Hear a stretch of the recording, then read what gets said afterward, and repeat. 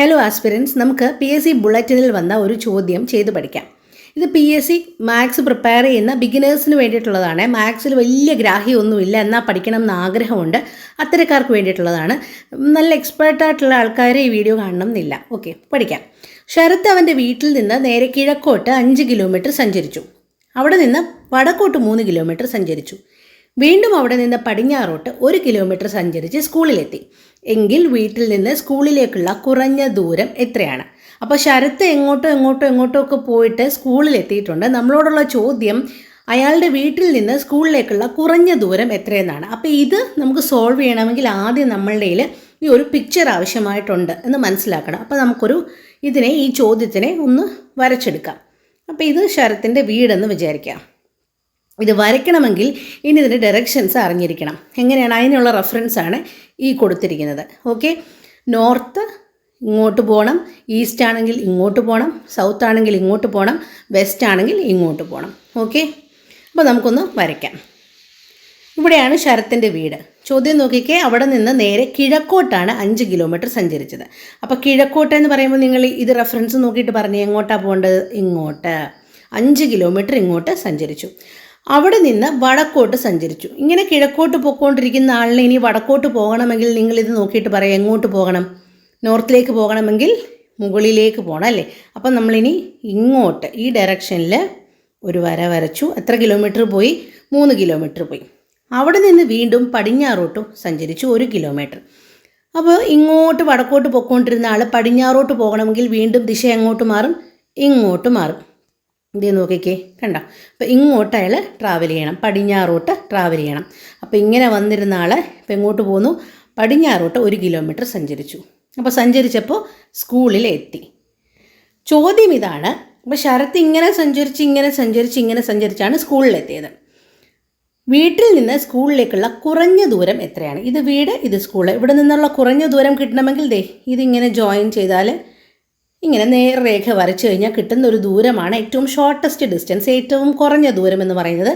ഈ ഒരു വര വരച്ചാൽ കിട്ടുന്ന ദൂരമായിരിക്കും ഏറ്റവും എളുപ്പത്തിൽ ചെല്ലാവുന്ന ഏറ്റവും കുറഞ്ഞ ദൂരം എന്ന് പറയുന്നത്. അപ്പോൾ നമ്മുടെ ടാസ്ക് എന്താ? നമ്മുടെ ചോദ്യം എന്താ? നമ്മൾ എന്താ ചെയ്യേണ്ടത്? ഈ ഡിസ്റ്റൻസ് കണ്ടുപിടിക്കണം, ഈ ലെങ്ത്ത് കണ്ടുപിടിക്കുക എന്നുള്ളതാണ് നമ്മുടെ ജോലി. ഇപ്പോൾ ക്ലിയർ ആയോ? അപ്പോൾ എന്താ നമ്മൾ ചെയ്യേണ്ടത് എന്ന് മനസ്സിലായല്ലോ. ഒന്നുകൂടി വരയ്ക്കാം.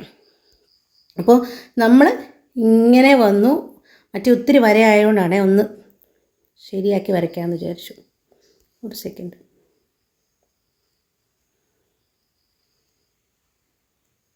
നമുക്ക് കണ്ടുപിടിക്കേണ്ടത് ഇതാണല്ലേ.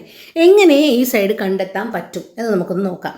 അപ്പോൾ ആകെ വീട്ടിൽ നിന്ന് ഈ സഞ്ചരിച്ച ദൂരം എത്ര? 5 കിലോമീറ്റർ ആണല്ലേ. 5 കിലോമീറ്ററാണ് ഈ സഞ്ചരിച്ച ദൂരം. ഇത് 3 കിലോമീറ്ററാണ്, ഇത് 1 കിലോമീറ്ററാണ്. അപ്പോൾ ഇവിടെ നിന്ന് നമുക്ക് ഇങ്ങനെ താഴോട്ടൊരു വര വരച്ച് നോക്കാം. നോക്കിയാൽ ഈ വര എന്ന് പറയുന്നത് ഈ വരെ തുല്യ ദൂരമല്ലേ. അപ്പോൾ ഇത് 3 കിലോമീറ്റർ ആണെങ്കിൽ ഇത് എത്രയായിരിക്കും? 3 തന്നെയായിരിക്കും അല്ലേ. ഇവിടെ നിങ്ങോട്ട് സഞ്ചരിച്ച ദൂരം എത്ര? 1 കിലോമീറ്റർ അല്ലേ. അങ്ങനെയെങ്കിൽ ഇത് എത്ര തന്നെയായിരിക്കും? 1 ആയിരിക്കും. ഇത് 1 ആണെങ്കിൽ ആകെ സഞ്ചരിച്ചത് 5 അല്ലേ. അപ്പോൾ ബാലൻസ് ഇത് എത്ര ആയിരിക്കും? 4 ആയിരിക്കും. അപ്പോൾ ഏതാണ്ടൊരു ക്ലാരിറ്റി കിട്ടിയില്ലേ? ഒന്നുകൂടെ പറയാം. അതായത്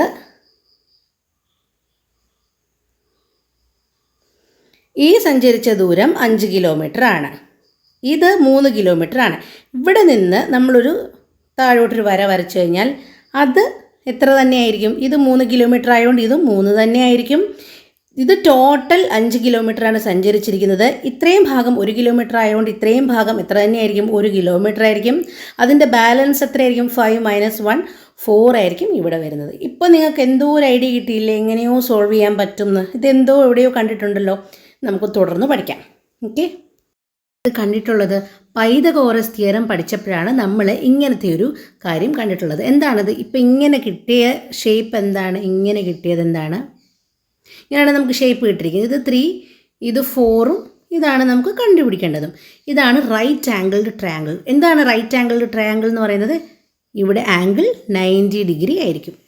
ഇങ്ങനെ വരുന്നതാണ് റൈറ്റ് ആംഗിൾഡ് ട്രയാങ്കിൾ. അപ്പോൾ റൈറ്റ് ആംഗിൾ ട്രയാങ്കിളിനെ കുറിച്ച് എന്താ പറയുന്നത്? പൈതഗോറസ് തിയറം പറയുന്നത് റൈറ്റ് ആംഗിൾഡ് ട്രയാങ്കിളിൽ ഹൈപ്പോട്ന്യൂസിൻ്റെ സ്ക്വയർ, അതായത് ഇതിനെ നമുക്ക് A B C എന്ന് പേരിടാം. ഹൈപ്പോട്ന്യൂസ് എന്ന് പറഞ്ഞാൽ ഇതാണ്, മലയാളത്തിൽ കർണം.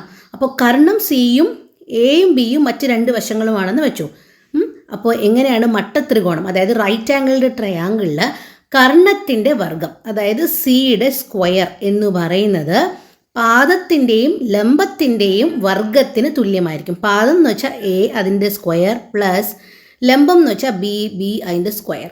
അപ്പോൾ സി സ്ക്വയർ എന്ന് പറയുന്നത് A square plus B square ആയിരിക്കും സി സ്ക്വയർ എന്ന് പറയുന്നത്. ഇനി അഥവാ സി കണ്ടുപിടിക്കണമെങ്കിൽ, അതായത് നമ്മുടെ ഈ ക്വസ്റ്റ്യനിൽ സി ആണ് നമുക്ക് കണ്ടുപിടിക്കേണ്ടത്. കർണം കണ്ടുപിടിക്കണമെങ്കിൽ square root of A square plus B square. അപ്പോൾ ഇവിടെ നമ്മൾ അപ്ലൈ ചെയ്യേണ്ടത് എന്താണ്? പൈതഗോറസ് തിയറമാണ് അപ്ലൈ ചെയ്യേണ്ടത്. എന്താണ് പൈതഗോറസ് തിയറം? ഒരു മട്ടത്രികോണം നമ്മൾ പിക്ചർ വരച്ചത് അതിനകത്തുനിന്ന് ഒരു മട്ടത്രികോണം അറൈവ് ചെയ്യാൻ നമുക്ക് പറ്റുമായിരുന്നു. ഇതാണ് നമ്മൾ അറൈവ് ചെയ്ത ആ മട്ടത്രികോണം. ഇവിടെ 90 ഡിഗ്രിയും ഇത് എ എന്ന് പറയുന്നത് 4 കിലോമീറ്ററും ബി എന്ന് പറയുന്നത് 3 കിലോമീറ്ററുമാണ്. സി ആണ് നമുക്കിവിടെ കണ്ടുപിടിക്കേണ്ടത്. അപ്പോൾ മനസ്സിലായോ? അപ്പോൾ സി എങ്ങനെ സോൾവ് ചെയ്തു? സി സ്ക്വയർ എന്ന് പറയുന്നത് A square plus B square ആണ്. അങ്ങനെയെങ്കിൽ സി എന്ന് പറയുന്നത് square root of A square plus B square ആണ്. അപ്പോൾ എങ്കിൽ നമുക്ക് ഉത്തരം കണ്ടുപിടിക്കാൻ നമുക്ക് കണ്ടുപിടിക്കേണ്ടത് ഇത് സി, ഇത് എ, ഇത് ബി. അങ്ങനെയാണെങ്കിൽ A square plus square root of A square plus B square ആണല്ലേ. അപ്പോൾ എ എന്ന് പറയുന്നത് 4 സ്ക്വയർ പ്ലസ് ബി എന്ന് പറയുമ്പോൾ 3 സ്ക്വയർ.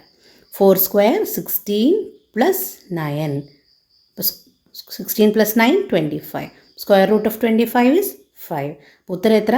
5 കിലോമീറ്റർ. 5 കിലോമീറ്ററാണ് ഏറ്റവും ചെറിയ ദൂരം. ഓപ്ഷനിലുണ്ടോ എന്ന് നോക്കാം. 5 കിലോമീറ്റർ എന്ന് ഉണ്ട്. 5 കിലോമീറ്ററാണ് ഏറ്റവും ചെറിയ ദൂരം.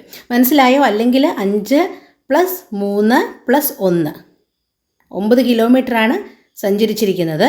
തെറ്റിക്കാൻ വേണ്ടിയിട്ടാണ് ആ ഓപ്ഷൻ ഇതിനകത്തുള്ളത്. ഷോർട്ടസ്റ്റ് ഡിസ്റ്റൻസ് എന്ന് പറയുന്നത് നമ്മളിപ്പോൾ പറഞ്ഞ രീതിയിൽ കണ്ടെത്തണം. അത് എത്രയാണ്? 5 കിലോമീറ്റർ ആണ്. Okay, thanks for watching. Stay tune for more videos. By.